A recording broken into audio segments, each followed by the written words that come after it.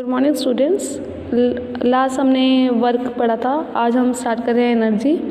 Energy के अंदर ये बोलता है कि life is impossible without energy. तो लाइफ इम्पॉसिबल है एनर्जी के बिना, इसलिए जो हमारी डिमांड है एनर्जी की वो क्या है, बढ़ती है। जो डिमांड है एनर्जी की वो क्या इंक्रीज़ हो रही है। जब हमें एनर्जी मतलब वो कह रहा है कि आगे हमें एनर्जी कहाँ से मिलती है, तो sun is the biggest natural source of energy to us.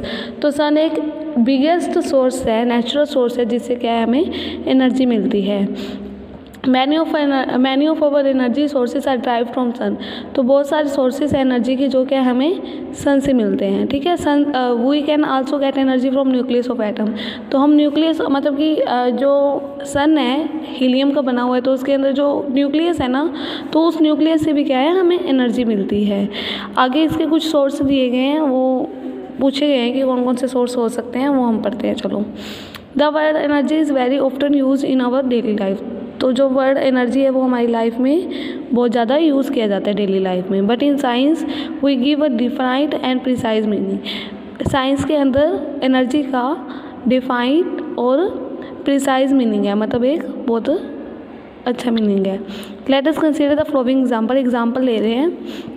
When a fast moving cricket ball hit a stationary wicket the wicket falls away. वो कहते हैं कि जब हम किसी भी मतलब कि बॉल को विकेट पे मारते हैं तो वो क्या है विकेट गिर जाती है उससे बॉल लगने की वजह से। इसके अंदर मेनली ये हो रहा है कि जो एनर्जी है वो ट्रांसफ़र हो जाती है एक पॉइंट टू दूसरे पॉइंट। जो एनर्जी है वो हमेशा ट्रांसफ़र होती है। पहले वो मूविंग बॉल थी, उसके पास एनर्जी थी, जब वो विकेट पे लगी तो उस बॉल की एनर्जी विकेट पे चली गई, जिससे क्या है एनर्जी का ट्रांसफ़र हो गया। उसी तरह दूसरा दिया हुआ है example, an object when raise a certain height. जब हम किसी भी ऑब्जेक्ट को हाइट पे लेके जाते हैं तो उससे क्या है कि जब हम किसी भी बुक को उठा के ऊपर कर रहे हैं, तो ऊपर कर रहे हैं तो हम काम कर रहे हैं, मतलब कि हमारा क्या है वर्क डन हो रहा है। तो एनर्जी के कारण क्या होता है, वर्क डन होता है। You have must seen that when raised hammer. इसके अंदर क्या है कि जब हम किसी कील को वुड जो लकड़ है उसके ऊपर कील को ठोकते हैं ना हैमर से, तो जो हैमर है ना उसको हम पहले ऊपर उठाते हैं। ऊपर उठाने के बाद उसे क्या है नेल के ऊपर प्लेस करते हैं, मतलब कि उसको कील के ऊपर मारते हैं, जिससे क्या है कि वो वुडन के अंदर चला जाए, प्लेस्ड हो जाए। ठीक है, ऑन वुड पे। तो इसके अंदर क्या होता है कि जो हम एनर्जी लगा रहे हैं हैमर को ऊपर करने के लिए, हैमर को ऊपर करने से क्या हो रहा है वर्क डन हो रहा है।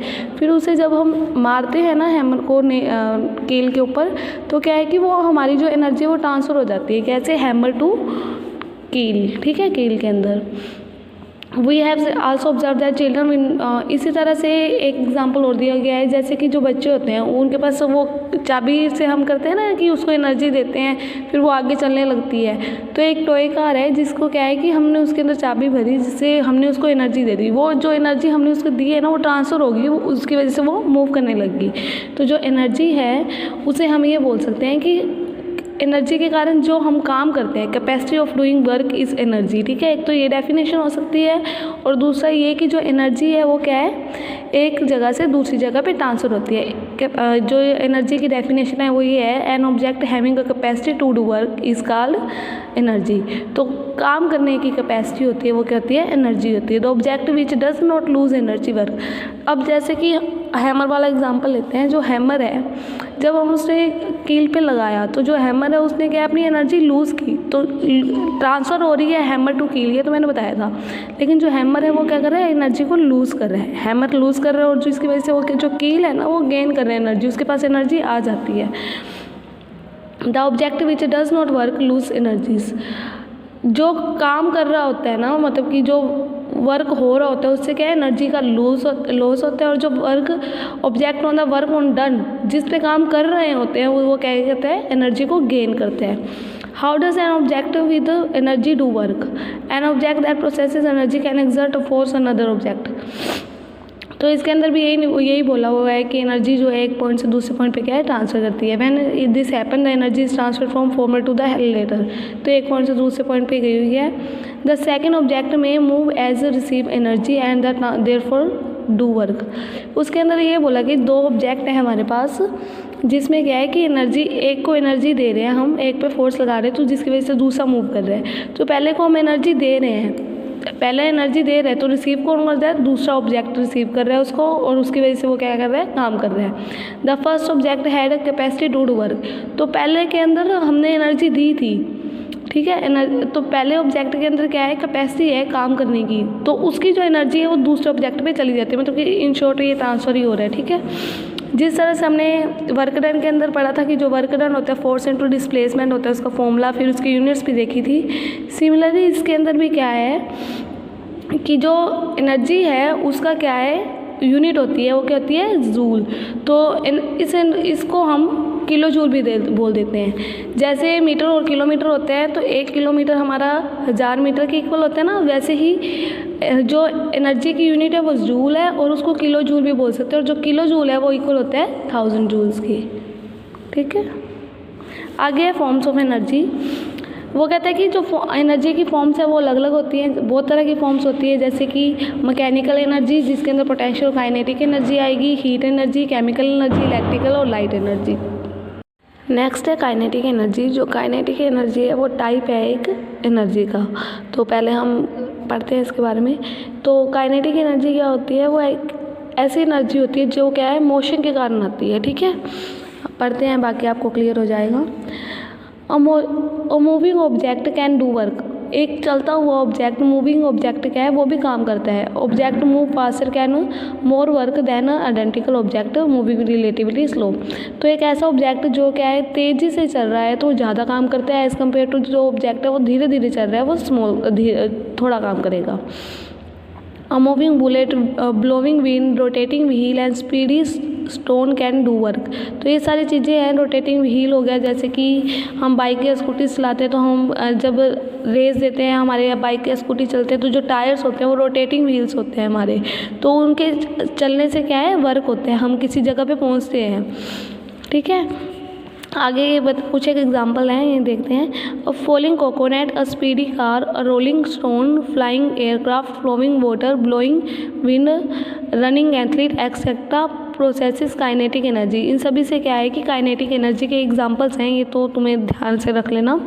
इन short kinetic energy is the energy processes by kinetic energy is the energy processes by in short kinetic energy is energy processes by object due to its motion. तो शॉर्ट में kinetic energy की definition दी हुई है, जिसके अंदर बोलते हैं कि जो काइनेटिक एनर्जी होता है वो एक ऐसी एनर्जी होती है जो क्या ऑब्जेक्ट के मोशन के कारण होती है, ठीक है। The kinetic energy of an object increases with increase speed, जो काइनेटिक एनर्जी है वो तब इंक्रीज करती है जब क्या है, हमारे जो ऑब्जेक्ट है उसकी स्पीड इंक्रीज करती है, ठीक है। अगर हमारी बाइक तेज़ चलेगी, हम रेस ज़्यादा देंगे, वो तेज़ चलेगी तो क्या है कि हमारी काइनेटिक एनर्जी भी ज़्यादा होगी। अगर हम उसे स्लो स्पीड पे रखेंगे तो हमारी काइनेटिक एनर्जी क्या है, धीरे होगी, कम होगी। How much energy is processes by a moving body by virtue of its motion, by definition we say that the kinetic energy of a body certain velocity is equal to the work done on the make acquired that the velocity. तो हमने kinetic energy को उससे जोड़ा है, मतलब कि motion से जोड़ा है। काइनेटिक एनर्जी मोशन के कारण होती है, काइनेटिक एनर्जी के कारण हमारे पास वर्क डन भी होता है। तो वर्क डन और काइनेटिक एनर्जी का क्या रिलेशन है ये बता रहा है, आगे देखो। Let us now express the kinetic energy of an object in the form of equation। Equation के अंदर हम बात करते हैं काइनेटिक एनर्जी को ड्राइव करने के लिए। जैसे हमने वर्क डन का फॉर्मूला दिया था ना, फोर्स इनटू डिस्प्लेसमेंट, ऐसे काइनेटिक एनर्जी का लेते हैं। हमने एक ऑब्जेक्ट को कंसीडर किया जिसका मास m है, वो मूव कर रहा है यूनिफॉर्म वेलोसिटी u से, मतलब कि जो इनिशियल वेलोसिटी है उसे स्मॉल u से लिखा गया है। Let it now displace through a distance with a constant force f act on its direction of displacement. तब वो कह रहे हैं कि हमारे पास कोई, अब उसको हमने क्या किया, फोर्स लगाया उस ऑब्जेक्ट पे, जिसकी वजह से क्या है वो डिस्प्लेस हो गया। तो हमारा वर्क डन क्या होता है, फोर्स इनटू डिस्प्लेसमेंट। जो ये है ना, work done is force into displacement. ये हमारा पिछला जैसे था वर्क के अंदर वही है। The work done of object will cause change in its velocity. अब हमने वर्क डन किसकी प्रोसेस में देखना है, मूविंग ऑब्जेक्ट की तरफ से। मूविंग ऑब्जेक्ट में हम किसकी बात करेंगे, वेलोसिटी की। तो हमने जो इसके अंदर वेलोसिटी का चेंज बताया है वो u टू v बताया है। u मतलब इनिशियल वेलोसिटी, v मतलब फाइनल वेलोसिटी। और u और v के कारण इस हमने लेट कर लिया कि a क्या है, एक्सीलरेशन है। तो हमने न्यूटन की 3 इक्वेशंस की थी 8th या 9th चैप्टर में। उसके अंदर क्या था कि हमारी थर्ड इक्वेशन थी v² - u² = 2as। ठीक है, ये वही है।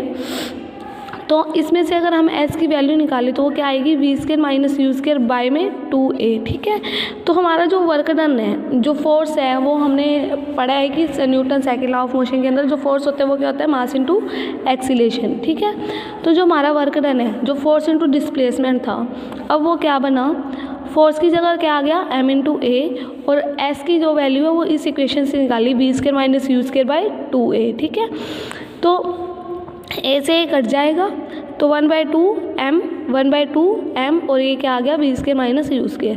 अब अगर हमारा ऑब्जेक्ट है, अगर वो रेस्ट पे है, स्टेशनरी है, मतलब कि रुका हुआ है, तो हमारी जो इनिशियल वेलोसिटी है वो क्या होगी, 0। अगर इनिशियल वेलोसिटी 0 होगी तो ये वाला पार्ट कट जाएगा, क्या रह जाएगा, 1/2 m v²। ठीक है, तो यहाँ से हमें पता लग गया कि जो हमारा वर्क डन है वो क्या है, हमारी काइनेटिक एनर्जी के भी क्या है, इक्वल है, और वो कितना है, 1/2 m v²। तो जो काइनेटिक एनर्जी है ना, उसको हम किस तरह से लिख सकते हैं, ई के भी लिख सकते हैं। ई मतलब एनर्जी, के मतलब काइनेटिक, तो वो क्या हो गया, 1/2 m v²।